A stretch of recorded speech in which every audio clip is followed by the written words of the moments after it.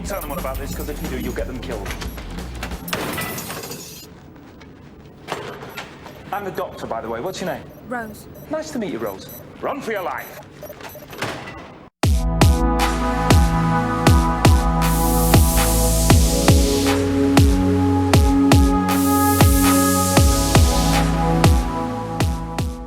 Before we start, don't forget to check out our official shop at shopq2cast.com, where you can get an additional 15% off your purchase for a limited time only. Use the promo code TREAT15 at checkout. Proceeds goes to help independent content here on Q2Cast TV. That's shopq2cast.com. The promo code is TREAT15. And thank you. Wow, I'm really... I am really surprised BBC went this direction. And it is, you know, we've discussed a couple other stories, you know, Buffy the Vampire Slayer, what they're doing with that, and as far as the comic, what they've done to James Bond, you know, and we've said Doctor Who is technically dead in my eyes because of the crap that the BBC has pulled, and the showrunner and the actress. And it's nothing. I have nothing against a female actress playing the Doctor Who segment, but write her correctly. Because all this is, like I said, they're writing it for the modern era. They don't understand Doctor Who. They really don't truly understand Doctor Who. And they've had their chances. They've had their chances to make a female Time Lord series. Big Finish has had it for quite some time. But getting into the story, it seems like our old friend Russell T Davies is returning back to do the next season, the special, the 60th anniversary, and the series after that on the Doctor Who on the BBC network. Well, let's read a little bit into this directly from John Trent over at Bounding Into Comics. BBC Studios and Doctor Who announced a brand new showrunner for the series, Russell T Davies. On the official Doctor Who website, they announced Russell T Davies will make an explosive return to the screen celebrating the 60th anniversary of Doctor Who in 2023 and the series beyond. Davies is no stranger to Doctor Who. He's revived the show back in 2005 after a 16-year hiatus with Christopher Eccleston and later David Tennant playing the Doctor. The first episodes of Davies' tenure, Rose, garnered 10.8 million viewers in the United Kingdom, according to Doctor Who News. His final episode, The End of Time, Part 2, saw 12.27 million people tune in. See, this is where it is. Unfortunately, when this came out, I had to watch this from the high seas. I had someone who had got me a copy from overseas because he was doing work with someone over in the UK before it aired here in the US. So I was able to see it in advance as soon as Rose aired in the UK. And I thought, hey, listen, look at this, a change. This looks really good. You know, this is really well done, and I hope there's going to be more of it. And it did. More of it did come out. Not only Davies revived Doctor Who, but the show's popularity at the time resulted in 2 spin-off series, Torchwood and Sarah Jane Adventures. See, this is when series works and you spin off characters. Torchwood, okay? Here you go, Torchwood. Captain Jack Harkness, a gay character. You were able to spin off a gay character to his own series. Sarah Jane Adventures, a female character done. And let me tell you something. Most people don't realize this. But the Sarah Jane character, this is not technically her first spin-off. They tried this before years ago on a series called K9 and Company. And there is a pilot for it. It's so good. And it's basically Sarah Jane back doing what she does, the reporting. And the Doctor leaves her a present, and it happens to be K9. And you can see from the Sarah Jane Adventures, she still has K9. So it's kind of like they took the K9 and Company series and flipped everything around and created the Sarah Jane Adventures. So this is where you can see that when things do work. They do work. Torture was a popular series. Sarah Jane was a popular series. What happened? And of course, we know that the actress Sarah Jane, she passed away. But Torchwood could have continued on. But now, unfortunately, Captain Jack got Me Too'd, and they probably most likely will not be doing a spin-off, a return to the series itself after this whole situation that came out during a fan convention. Davies commented on his return to the show saying, "I'm beyond excited to be back, but we're time traveling too fast, and there's a whole series of Jodie Whittaker's brilliant for me to enjoy. Ugh. With my friend and hero Chris Chibnall at the helm, and I'm still a viewer for now." We don't know if he really truly means that, but I hope he doesn't. BBC director drama Piers Wagner also stated, as the 13th Doctor prepares to embark on new and extraordinary adventures, the winds of change are blowing, bringing on them the delights of a new Doctor Who fans across the globe. You've lost most of your fans. Most of your fans are gone. Look at all the merchandising that hasn't been selling, that are in the clearance bins. Nobody likes this last Doctor. And it's a pity, because the actress herself, she's done some good movies in the past and TV series. For her to do this and to become the way she's become has hurt the series, and Chris Chibnall has destroyed a great, iconic science fiction show. I grew up with Doctor Who. I truly has.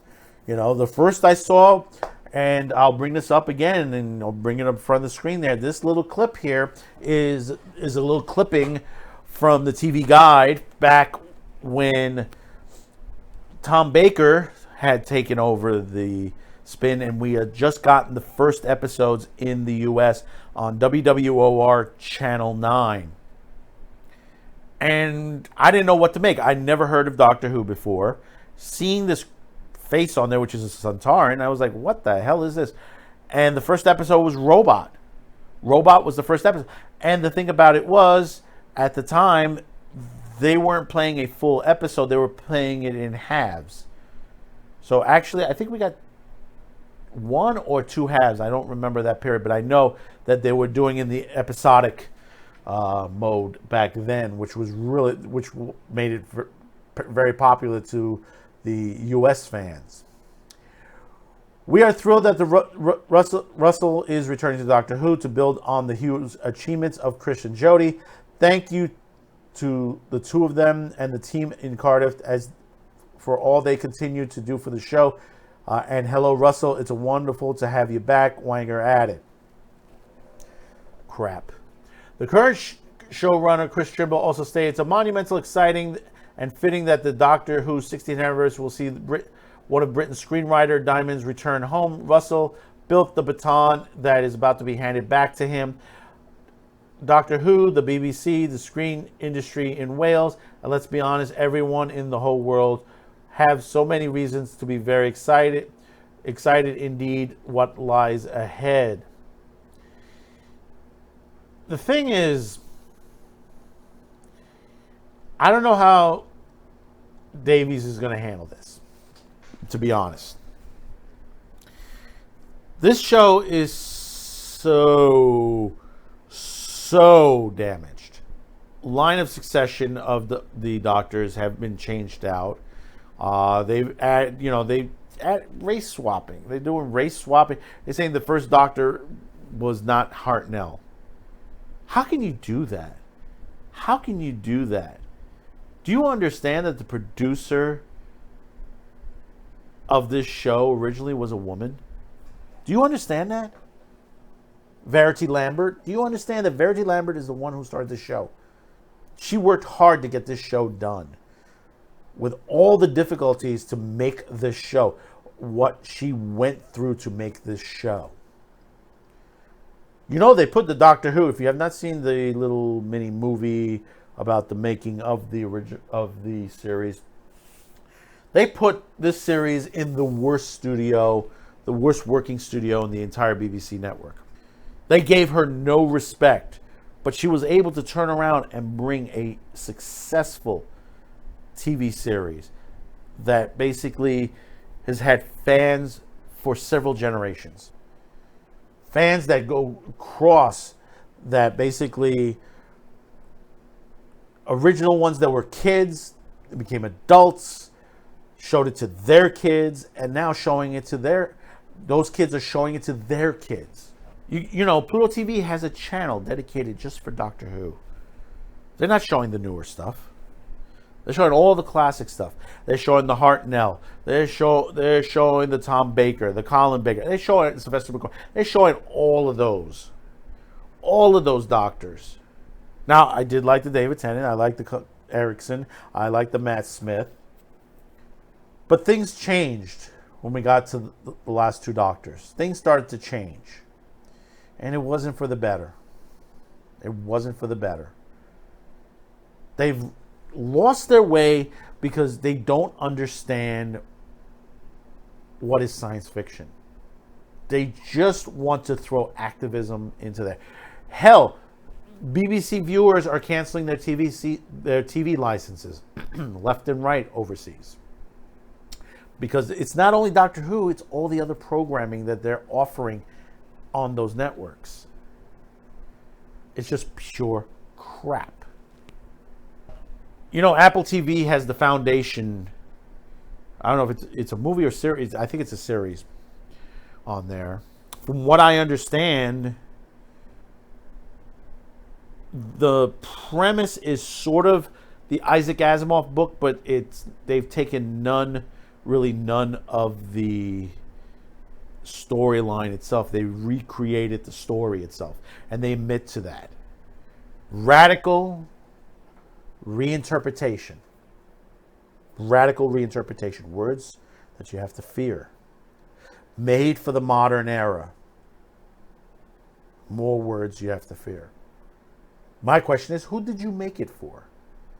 Who did you make it for? Did you make it for yourselves? Because if you wanted to do that, you might as well go on Twitter or go on YouTube or even Reddit and just throw the episodes on there. Because that's all anyone cares about. That when you have thoughts of this nature, that you just want to make things like a fan fiction, the worst fan fiction, that's where you belong. That's where you belong. You wonder why the Orville has done well to that situation. Unfortunately, you know, you have the Expanse up to a certain point. We don't know how they're going to end this. And we see situations that are changing on that. And the Expanse might change and become woke. But it started out very good. It was really good science fiction. They just don't understand. They don't understand what a Cold War spy is. They don't understand what a universe where there are rogues and heroines, or a place where they are detectives and femme fatales. You know, every day we see one more thing added, and they say, well, you're overreacting. Are we? We keep proving it week to week, month to month, year after year, for the last couple of years now. We've told you these situations that have been coming, and they've come through. We warned you about He-Man. I myself said I had my doubts. You can look at my video back, I think it was 2019, that I had my doubts on the He-Man series, that basically it could go either way. And what happened? It went the other way. It's pure crap. Powerpuff Girls, we said it was an issue. We said that many other TV shows. We said Star Wars was going to be an issue. You know, we said the comic book industry is an issue, where they're sitting and saying, well, you know, we don't understand why it's doing this. Why is the manga beating us out? Well, the manga's beating you out because they have better stories. They have good dialogue. They know how to respect the viewers and the readers. You know, anime, manga, you know, there's tons of great stuff out there. That's why it's doing so well. I mean, there's some anime and manga that doesn't do well, and that happens. It's allowed to happen. The story might falter off, and you know, that happens every once in a while. But when you look at your whole entire comic book industry, and your whole industry is pure crap, and you got independent guys off to the side who have less experience than some of the people in the industry, and they're making better comics than the industry giants, you got to say to yourself, you know, maybe it's time that these companies go away. Maybe it's time for them to shut down. Maybe it's time that we need to stop giving them money. Just like the BBC viewers, they've stopped giving money to the BBC. BBC needs that money to continue on. So we've reached this part of the video. Thank you for tuning in.